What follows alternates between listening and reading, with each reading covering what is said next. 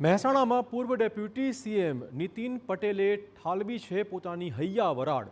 કડીમાં બીજેપીના સ્નેહમિલન કાર્યક્રમમાં આપ્યું હતું નિવેદન। તમે મને ઉત્તરમાંથી પૂર્વ કરી નાખ્યો, આ કહ્યું નીતિન પટેલે।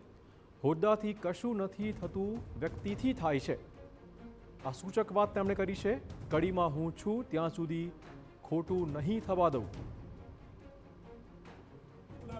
ફક્ત વાતો કરવાથી નહીં, કરી બતાવવાથી વ્યક્તિ મોટો બને છે અને હોદ્દા તો આવવાના જાય।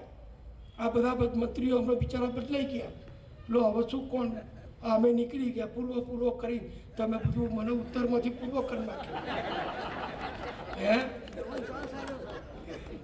પણ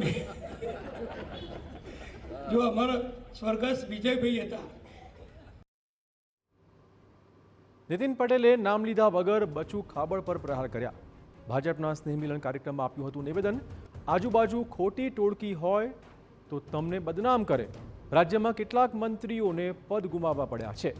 ઘરના સભ્યો ખોટું કરે તો પણ મંત્રી પદ જાય, આ પ્રકારની વાત તેમણે મૂકી હતી।